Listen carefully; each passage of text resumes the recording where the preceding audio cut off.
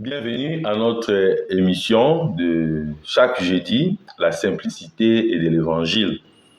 Aujourd'hui, nous allons méditer sur l'évangile du 32e dimanche du temps ordinaire de l'année liturgique A. Avant de commencer notre prière et notre partage, nous disons bonjour à Pauline, Marie-Pauline, et bonjour à Axel.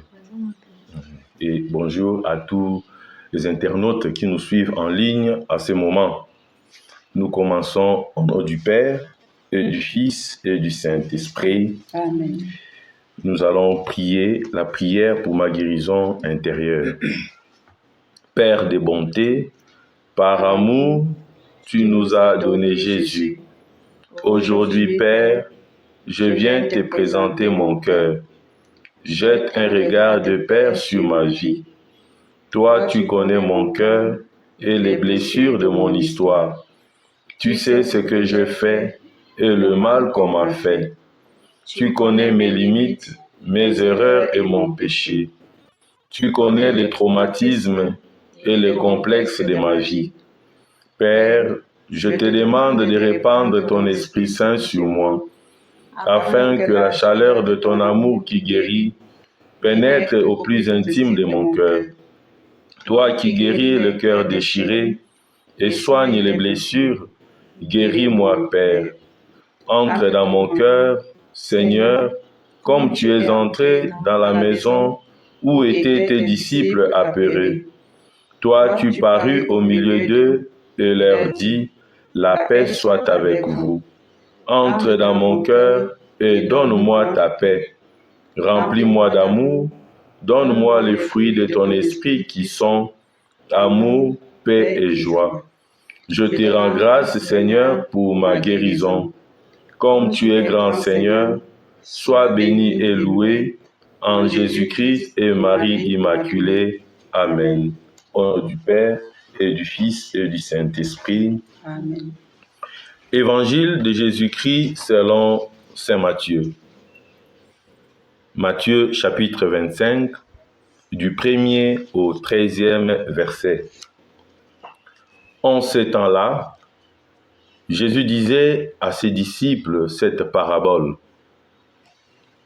Le royaume des cieux sera comparable à 10 jeunes filles invitées à des noces qui prirent leurs lampes pour sortir à la rencontre de l'époux.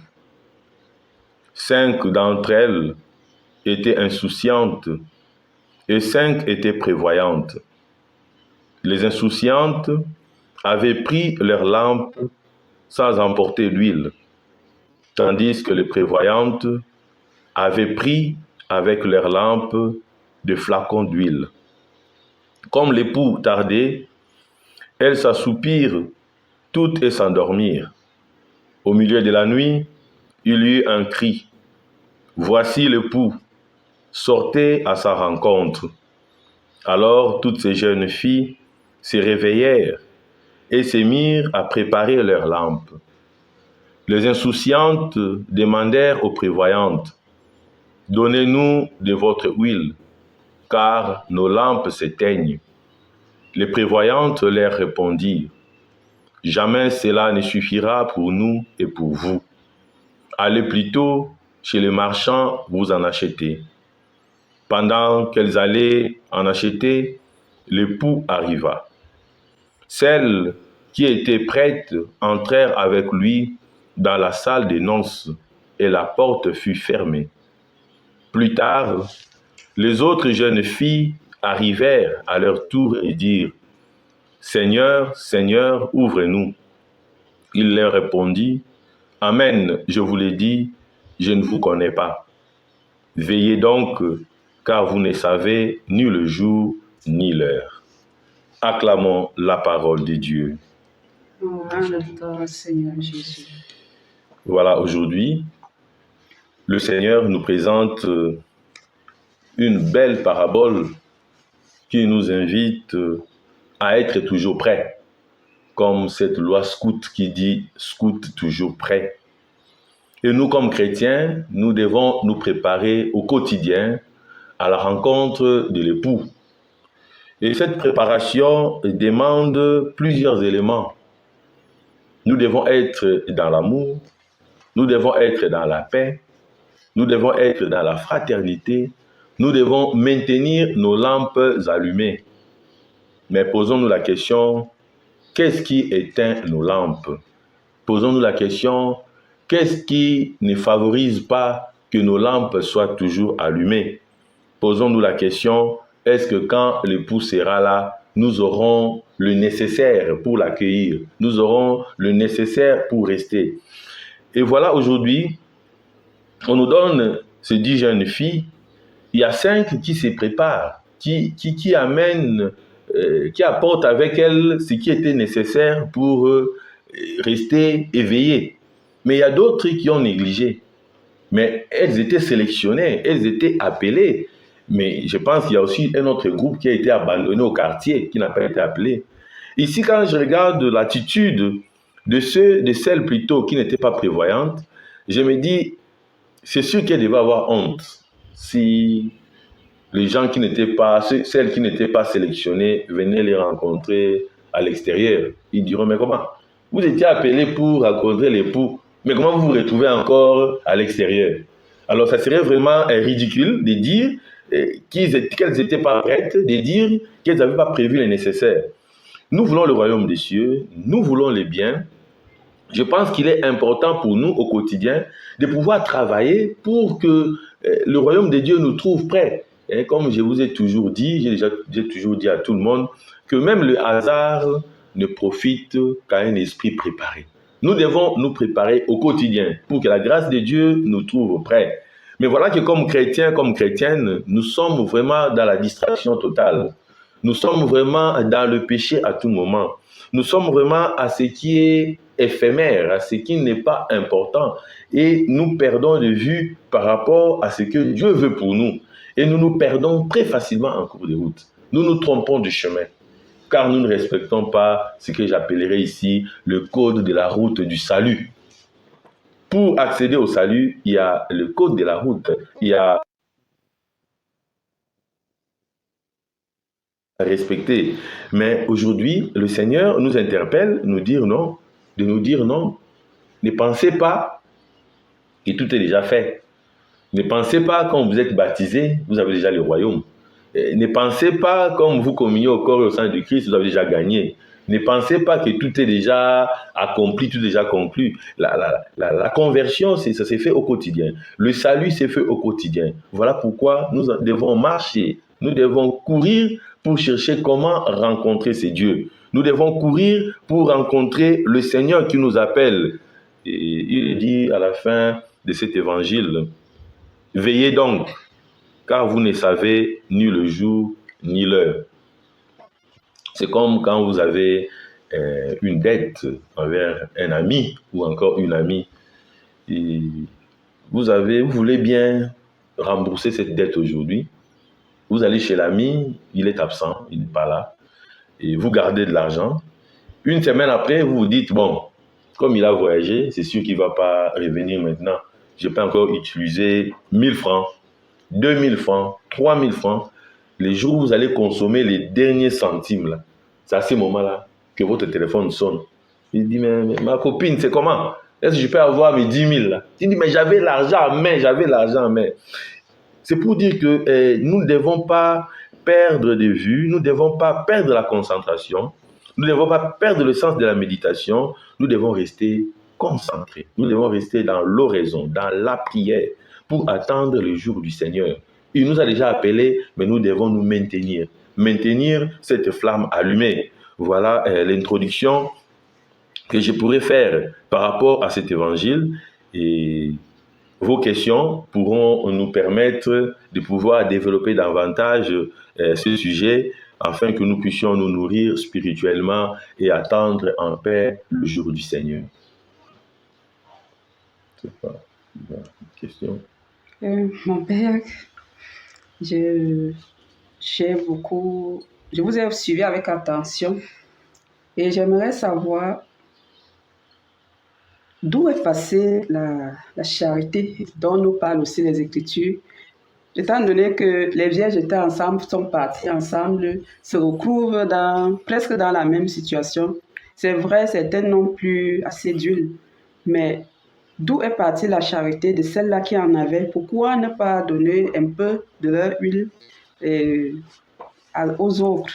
Merci Marie-Pauline. Et c'est vrai que nous attendons toujours la charité.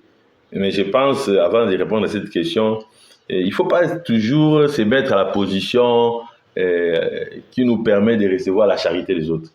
Mais nous devons nous mettre à la position de pouvoir donner la charité aux autres. Ils n'ont pas eu assez d'huile, d'en avoir plus pour aider les autres là. Et là, on va tourner à rond, On nous dit clairement, les évangiles nous disent clairement que ce qu'elles avaient, c'était juste pour cette nuitée, c'était juste pour ce temps. Alors, s'ils enlevaient encore une quantité pour donner à celle qui manquait d'huile, c'était pour que les 10 puissent pas rencontrer l'époux. Je prends un exemple très simple, parce que Jésus parle du royaume des cieux. On nous dit, bon, il faut partager, être charitable, il faut être un homme de pardon, une femme de paix. Nous vivons tous dans la paix. Et voilà, il y a une d'entre nous qui perd le sens de cette paix. Une d'entre nous qui perd le sens du bien. Est-ce que moi, je dois laisser le bien que je fais pour rejoindre son mal, pour que nous deux, nous puissions rater le royaume des cieux? Ou je dois justement pousser l'autre à aller vivre dans la paix, à aller acheter l'huile pour pouvoir et accueillir dans la joie l'époux. Et ça, c'est la grande souffrance même pour nous aujourd'hui. Et comme on le dit toujours, mieux vaut m'apprendre à pêcher que de me donner un poisson. Le loyer est payé par une autre personne, le gaz est payé par une autre personne, la lumière est payée par une autre personne, l'accouchement est payé par une autre personne, la restauration est payée par une autre personne, et tu lui poses la question, toi-même tu prends quoi en charge? Il ne prend rien en charge, mais il vit. Et pour vous faire rire, il y a une jeune fille qui avait reçu son ami le soir vers 19h. Et elle dit à son ami, voilà, son copain, il dit, tu es le seul pour moi. Je n'ai pas deux, je n'ai pas trois. Tu es le seul que j'aime, je n'ai pas une autre personne.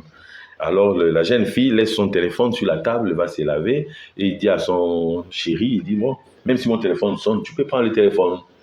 Et 5 minutes après, le téléphone sonne, et c'est écrit là-bas, mécanicien. Alors, le garçon regarde, il dit, le mécanicien appelle. Il dit, ah non, ça c'est l'affaire de la voiture, tout. Le garçon est resté calme. Après, il voit encore pas, le téléphone sonne. Le gars regarde le téléphone, il voit c'est écrit gaz. Il dit, ah. Il dit, mais il y a le gaz qui appelle. Il dit, non, c'est le motomane là qui me prend le matin avec le gaz qui est en train d'appeler.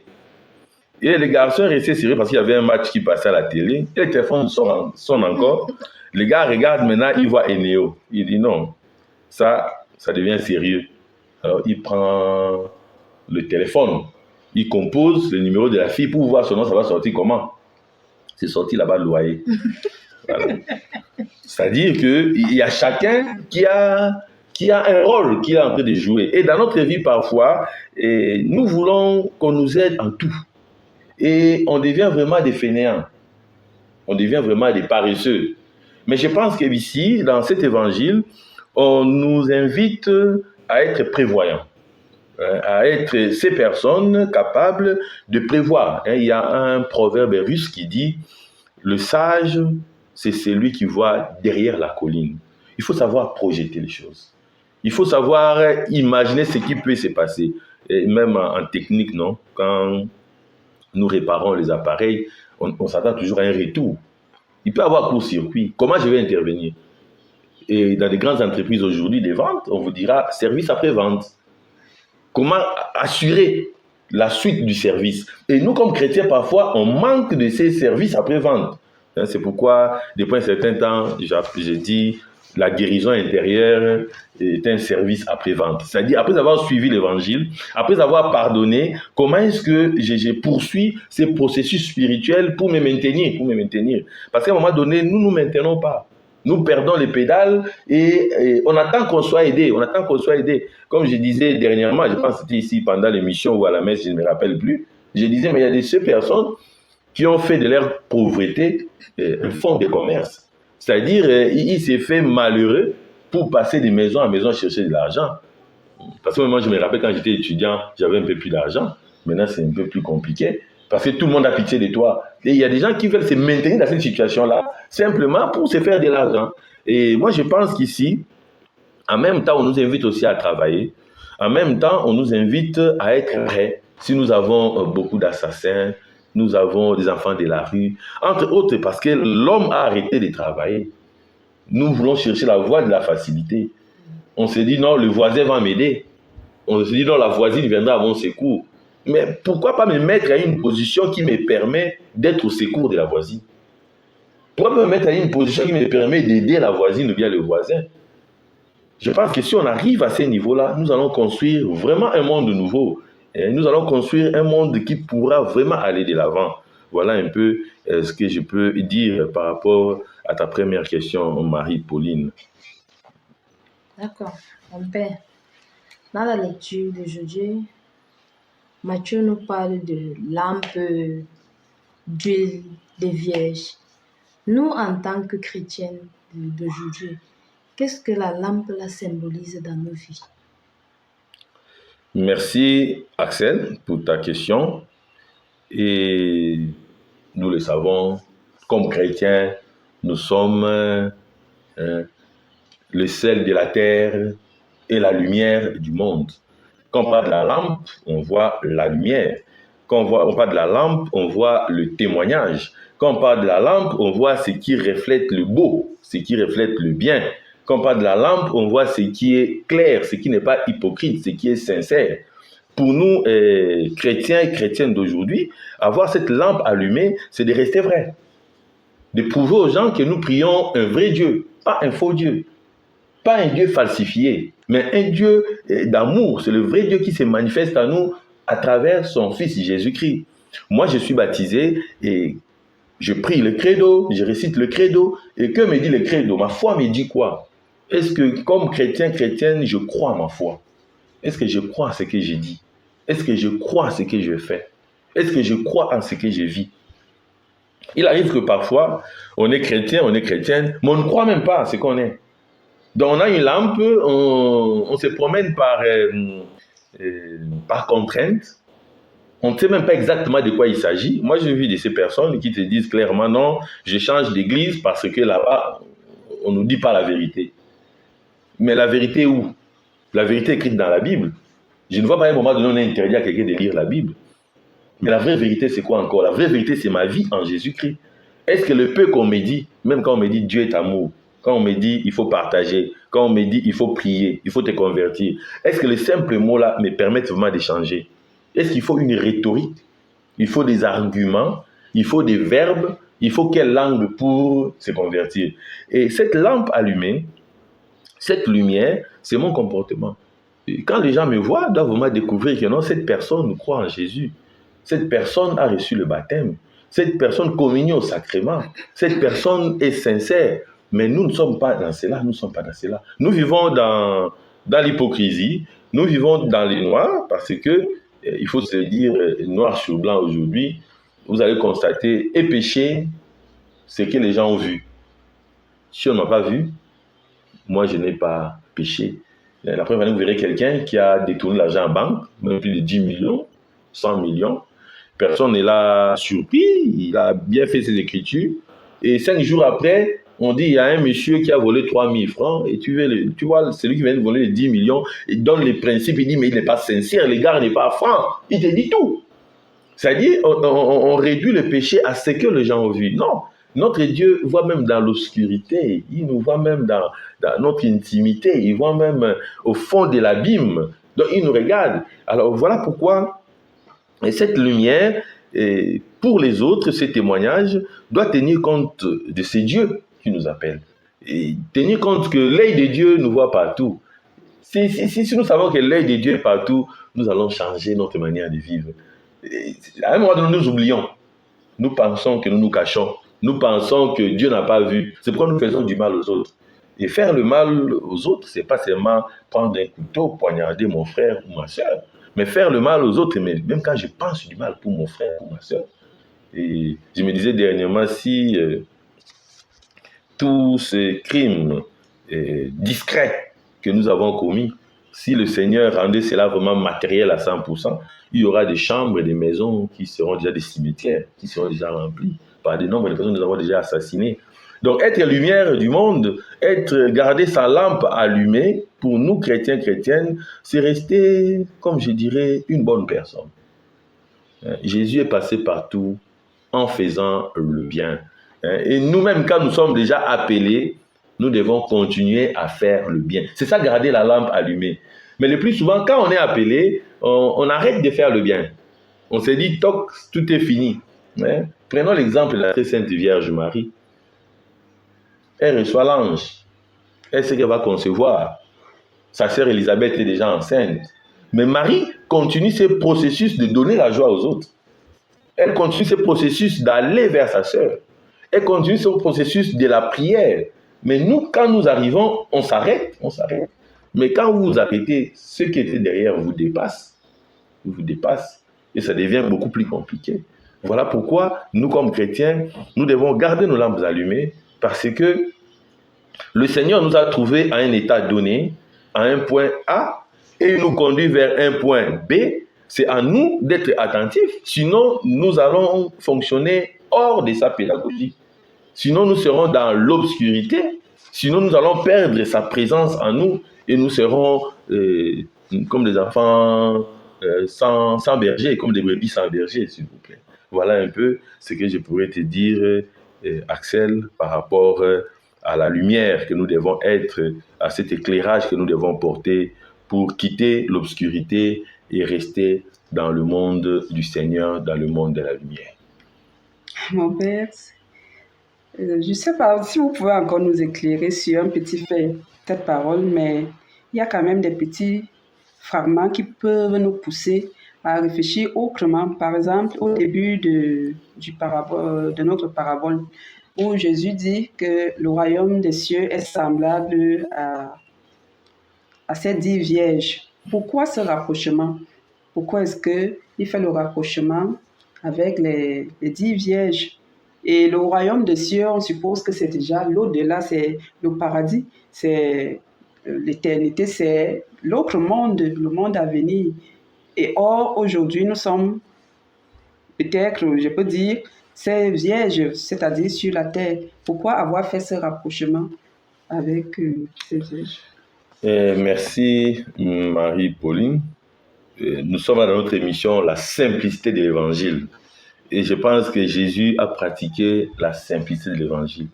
S'il prenait des exemples pour ces paraboles par rapport à ce qui se passe là-bas, on n'allait rien comprendre. Il doit prendre les éléments terre à terre qui pourront nous permettre d'accéder à cette intelligence, de pouvoir accéder à ce qu'il veut nous transmettre. Parce que quand Jésus parle, ce qui le préoccupe, ce n'est pas le fait de parler pour rien ou bien de démontrer ce qu'il connaît du Père, mais ce qui le préoccupe, c'est de nous faire comprendre que Dieu est là, nous faire comprendre que nous devons être prêts, nous faire comprendre qu'il est venu pour nous sauver. Et quand il prend les 10 vierges, et vous le savez, et même dans notre culture aujourd'hui, quand on parle de vierges, c'est quelque chose de valeureux. Quand on dit, je me rappelle encore, quand j'étais à l'école secondaire, on avait un texte, la puissance d'une femme. Et il y avait une femme qui avait son cheval, et le cheval refusait de s'élever. Et tout le monde venait pour demander au cheval de s'élever, le cheval ne voulait pas. Alors, quand la femme arrive, il dit au cheval, si je suis réellement vierge, lève-toi. Et le cheval s'éleva. Et la virginité, garder toute une puissance, garder toute une énergie, garder toute une force. Et voilà pourquoi même l'ange Gabriel fut envoyé à une jeune fille accordée en mariage vierge, la Vierge Marie. Alors, cette virginité, en même temps, est considérée comme une innocence. Une innocence. C'est-à-dire, voilà les personnes qui ont été sélectionnées, qui ont été choisies, les personnes qu'on a trouvées innocentes, qu'on a trouvées capables d'accueillir l'époux. Mais parmi ceux-là, celles-là qui ont été appelées, il y a encore des insensés. Ça veut dire quoi? Ça veut dire que parfois, nous sommes inconscients même de notre pureté. C'est pourquoi je disais le dimanche, lors de la messe, j'ai dit, nous sommes des saints. Quand vous ne savez plus à quel saint vous vouez, comprenez que vous êtes vous-même un saint. Et ça, c'est très important. Parfois, nous ignorons ce que nous sommes. Nous pensons découvrir la force, la grâce de Dieu, l'énergie, la manière de faire seulement chez les autres. Mais Dieu a mis en chacun de nous cette capacité. Tous nous sommes créés à son image. Axel est créé à l'image de Dieu. Je suis créé à l'image de Dieu. Vous êtes créés à l'image de Dieu. Ce qui fait que, étant créés à l'image de Dieu, nous sommes cette sainteté même. Mais voilà que par le péché, nous perdons tout doucement cette valeur. Par la négligence, le laisser aller, notre paresse. Vous savez la définition, non? Que signifie être paresseux? Si je devais lire, je dis, bon, voilà, pour aujourd'hui, là, quand même, bon, on va le faire demain. Je pense que nous sommes tous ces vierges-là. Nous sommes tous appelés, surtout nous les chrétiens. Nous avons été baptisés. Chacun de nous a donné une promesse au Seigneur. Chacun de nous a dit au Seigneur, je vais te suivre jusqu'à la fin, jusqu'à la croix. Mais à un moment donné, nous lâchons prise. Pourquoi nous lâchons? Simplement parce que nous sommes fatigués. Pourquoi nous lâchons? Simplement parce que nous perdons le sens de ce qui nous appelle. Donc, Jésus aujourd'hui, en prenant cet exemple des 10 vierges, prend l'exemple de ceux-là qui sont choisis. Et nous avons célébré la Toussaint, non? L'immense cortège des saints. Quand on pose la question, mais d'où vient-il? Non, il vient du grand combat. Ils ont lavé leurs robes par le sang de l'agneau. Donc nous tous, nous devons accepter de laver nos robes par le sang de l'agneau pour nous purifier. Pour garder cette virginité, pour garder cette pureté, pour garder cette sainteté, pour garder cette énergie positive que nous avons reçue de notre Dieu. Voilà un peu ce que je pourrais te dire par rapport à ta question. Donc, comprends Jésus qu'il ne pouvait prendre des exemples que ce que nous connaissons pour que nous puissions bien comprendre par rapport à notre intelligence. Parce qu'ici, il allait très haut, on n'allait même rien comprendre. Il allait partir sans laisser d'explication claire. Mon père. Oui. Une autre petite question. Tu es inspiré aujourd'hui, Marie-Paul. Ça, c'est bien. Pourquoi l'époux arrive toujours à la nuit? Pourquoi la nuit? Pour ce mot nuit qui apparaît dans le texte. Oui, c'est vrai. L'époux arrive toujours la nuit, pas nécessairement. Mais je pense qu'il ne faut pas prendre la nuit comme l'obscurité. Il faut prendre la nuit comme le temps. C'est-à-dire, on donne un temps de patience. On donne un temps de persévérance. Et les choses ne sont pas hic et nunc, ici et maintenant. Et c'est par le temps que la personne perd la patience. C'est par le temps qu'on perd la persévérance. On se dit, bon, comme il tarde à venir. C'est le temps que cela prend avant que l'époux soit arrivé. Parce que quand on vous appelle pour une fête, pour une visite, ou encore pour une rencontre importante, vous êtes impatient. Et vous avez une certaine motivation. Mais après quelques minutes, si cela ne se réalise pas, vous commencez à vous fatiguer. Vous commencez à vous lasser. Et je me rappelle encore, quand on était tout petit, il faut parier, vous avez dit, le père a beaucoup d'histoires. Donc quand j'étais tout petit, si tu vas chez un oncle, une tante, ou bien un frère, et que sa femme ne te donne pas à manger, elle te dit, bon voilà, attends ton oncle, quand il sera là, vous allez manger ensemble. Alors tu restes là sur la chaise, tu somnoles, l'oncle n'arrive pas toujours, et dans ton cœur, tu prends des décisions. Tu dis, d'ailleurs, je ne suis pas venu ici pour manger. Même quand il va arriver, je ne vais pas manger avec lui. Moi, chez nous, il y a la nourriture. Tu pars dans ton cœur. Mais dès que l'oncle arrive, on sert à manger, et tu te dis, bon, est-ce que tu peux venir manger? Oui, il n'y a pas de problème, tu vas manger calmement. C'est-à-dire, on perd la patience, mais on ne perd pas le désir. On ne perd pas le désir.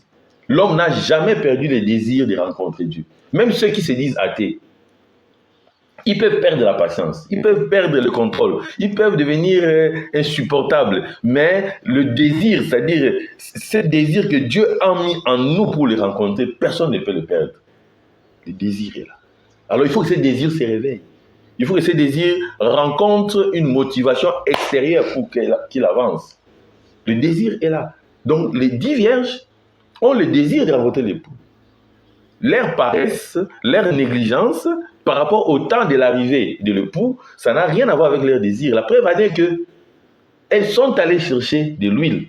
Elles sont encore revenues. Elles sont encore revenues. Combien de personnes qui ont nié Dieu? Combien de personnes qui ont dit Dieu n'existe pas? Je suis ici, là, je vois. Mais à la dernière seconde, avant de mourir, il dit cherchez-moi un prêtre. Je fais communier. Je vais me confesser. Ça démontre ce désir. Alors, si vous perdez le désir de Dieu, vous êtes devenu Satan. Vous êtes devenu Lucifer. Là, c'est fini. On ne peut plus vous récupérer. Donc, chacun de nous, aujourd'hui, doit encore regarder en rentrant chez lui à la maison, s'il a encore le désir de Dieu. Il regarde au moins ça. L'huile représente plusieurs éléments. Et ça représente un peu, comme je l'ai dit au début de notre partage, cette fraternité, cet amour, ce support mutuel, ce sens de l'autre, ce pardon, cette générosité. Ça présente un peu cet élan vers le bien. Cet élan qui nous mène à être pas seulement sélectionnés, parce que nous le sommes déjà, mais être maintenus dans l'équipe. Vous voyez un peu même l'équipe nationale. On peut recruter 26 joueurs, mais il y aura les 11 de départ. Alors, on peut vous maintenir, vous êtes 22 joueurs, mais maintenant, il faut prouver au coach que non, je peux être parmi les 11. Est-ce que moi, je suis capable, quand je veux quelque chose, de pouvoir faire des sacrifices pour atteindre l'objectif? Parfois, c'est ce qui nous manque. Nous voulons la facilité. Comme je suis déjà choisi, mais pourquoi tu me demandes encore plus? Si tu ne veux pas, il ne faut pas me sélectionner. Pourquoi tu me sélectionnes, après tu ne me classes même pas, je ne joue même pas? Sinon, il ne faut plus m'appeler prochainement. Il y a cette impatience qui naît. Voilà pourquoi la lampe doit rester allumée. Et pour que la lampe soit allumée, il faut qu'il y ait l'huile. Et cette huile nous donne l'énergie. Et on le voit même lors de notre baptême. Hein? Il y a l'onction d'huile. Hein? Même quand on va donner les sacrements des malades, il y a l'huile des malades, l'onction d'huile. Et même quand on ordonne des prêtres, il y a l'huile. Et même quand on consacre un évêque, tout ça là, il y a toujours l'huile qui intervient. Quand on lave un enfant, il faut toujours l'huile. Partout il y a l'huile. Quand on prépare la nourriture, il y a toujours l'huile. Alors nous savons que pour les prochaines fois, nos amis, les internautes, ceux qui nous suivent en ligne, pourront toujours poser les questions. Et vous pouvez nous écrire en laissant un petit commentaire sur cette vidéo ou encore nous contacter aussi par WhatsApp, par notre numéro qui va apparaître sur vos écrans et nous allons vous répondre sans problème. Si vous avez des suggestions, vous avez des conseils pour nous aider à améliorer notre manière de faire, et c'est toujours la bienvenue pour nous aider à avancer au nom du Père et du Fils et du Saint-Esprit. Amen. Je crois en Dieu le Père Tout-Puissant, Créateur du ciel et de la terre, et en Jésus-Christ, son Fils unique, notre Seigneur, qui a été conçu du Saint-Esprit, est né de la Vierge Marie, a souffert sous Ponce Pilate, a été crucifié, est mort, a été enseveli, est descendu aux enfers, le troisième jour, est ressuscité des morts, est monté aux cieux, est assis à la droite de Dieu le Père Tout-Puissant. Lui viendra juger les vivants et les morts. Je crois en l'Esprit Saint, à la Sainte Église catholique, à la communion des saints, à la rémission des péchés, à la résurrection de la chair et à la vie éternelle. Amen. Notre Père qui es aux cieux, que ton nom soit sanctifié, que ton règne vienne, que ta volonté soit faite sur la terre comme au ciel. Donne-nous Aujourd'hui notre pain de ce jour. Pardonne nos offenses, comme nous pardonnons aussi à ceux qui nous ont offensés. Et ne nous laisse pas entrer en tentation, mais délivre-nous du mal. Je vous salue Marie, pleine de grâce. Le Seigneur est avec vous. Vous êtes bénie dans toutes les femmes, et Jésus, le fruit de vos entrailles, est béni. Sainte Marie, Mère de Dieu, priez pour nous pauvres pécheurs, maintenant et à l'heure de notre mort. Amen. Je vous salue Marie, pleine de grâce. Le Seigneur est avec vous. Vous êtes bénie dans toutes les femmes, et Jésus, le fruit de vos entrailles, est béni. Sainte Marie, Mère de Dieu, priez pour nous pauvres pécheurs, maintenant et à l'heure de notre mort. Amen. Je vous salue Marie, pleine de grâce, le Seigneur est avec vous. Vous êtes bénie entre toutes les femmes, et Jésus, le fruit de vos entrailles, est béni. Sainte Marie, Mère de Dieu, priez pour nous pauvres pécheurs, maintenant et à l'heure de notre mort. Amen. Gloire au Père et au Fils et au Saint-Esprit. Pour les siècles et siècles. Amen. Ô mon humble doux Jésus, pardonne-nous nos péchés, préservez-nous du feu de l'enfer, et conduisez au ciel toutes les âmes, spécialement celles qui ont le plus besoin de votre miséricorde. Nous allons prier, dit Ave Maria, pour demander au Seigneur cette grâce de la persévérance. Et aussi, nous allons penser en ce mois de novembre à tous nos frères et nos sœurs défunts. Notre Père qui es aux cieux, que ton nom soit sanctifié, que ton règne vienne, que ta volonté soit faite sur la terre comme au ciel. Donne-nous aujourd'hui notre pain de ce jour. Pardonne-nous nos offenses, comme nous pardonnons aussi à ceux qui nous ont offensés. Et ne nous laisse pas tomber dans la tentation, mais délivre-nous de tout mal. Amen. Je vous salue Marie, pleine de grâce, le Seigneur est avec vous. Vous êtes bénie entre toutes les femmes, et Jésus, le fruit de vos entrailles, est béni. Sainte Marie, Mère de Dieu, priez pour nous pauvres pécheurs, maintenant et à l'heure de notre mort. Amen. Je vous salue Marie, pleine de grâce, le Seigneur est avec vous. Vous êtes bénie entre toutes les femmes, et Jésus, le fruit de vos entrailles, est béni. Sainte Marie, Mère de Dieu, priez pour nous pauvres pécheurs, maintenant et à l'heure de notre mort. Amen. Je vous salue Marie, pleine de grâce, le Seigneur est avec vous. Vous êtes bénie entre toutes les femmes, et Jésus, le fruit de vos entrailles, est béni. Sainte Marie, Mère de Dieu, priez pour nous pauvres pécheurs, maintenant et à l'heure de notre mort. Amen. Je vous salue Marie, pleine de grâce, le Seigneur est avec vous. Vous êtes bénie entre toutes les femmes, et Jésus, le fruit de vos entrailles, est béni. Sainte Marie, Mère de Dieu, priez pour nous pauvres pécheurs, maintenant et à l'heure de notre mort. Amen. Je vous salue Marie, pleine de grâce, le Seigneur est avec vous.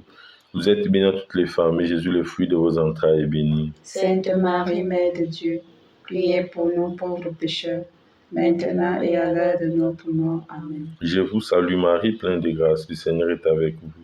Vous êtes bénie entre toutes les femmes, et Jésus, le fruit de vos entrailles, est béni. Sainte Marie, Mère de Dieu, priez pour nous pauvres pécheurs, maintenant et à l'heure de notre mort. Amen. Je vous salue Marie, pleine de grâce, le Seigneur est avec vous.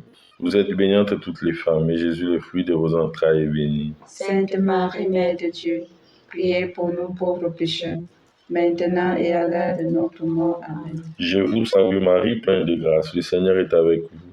Vous êtes bénie entre toutes les femmes, et Jésus, le fruit de vos entrailles, est béni. Sainte Marie, Mère de Dieu, priez pour nous pauvres pécheurs, maintenant et à l'heure de notre mort. Amen. Je vous salue Marie, pleine de grâce, le Seigneur est avec vous. Vous êtes bénie entre toutes les femmes, et Jésus, le fruit de vos entrailles, est béni. Sainte Marie, Mère de Dieu, priez pour nous pauvres pécheurs, maintenant et à l'heure de notre mort. Amen. Je vous salue Marie, pleine de grâce, le Seigneur est avec vous. Vous êtes bénie entre toutes les femmes, et Jésus, le fruit de vos entrailles, est béni. Sainte Marie, Mère de Dieu, priez pour nous pauvres pécheurs, maintenant et à l'heure de notre mort. Amen. Que par la miséricorde de Dieu, les âmes de nos fidèles défunts reposent en paix. Amen. Que par la miséricorde de Dieu, les âmes de nos fidèles défunts reposent en paix. Amen. Que par la miséricorde de Dieu, les âmes de nos fidèles défunts reposent en paix. Amen. Au nom du Père, et du Fils, et du Saint-Esprit. Amen. Nous vous disons merci et à la prochaine. N'oubliez pas de liker, de commenter ou encore de vous abonner pour nous soutenir. Merci. Bon, au revoir. Au revoir, mon Père. Merci. Au revoir. Au revoir.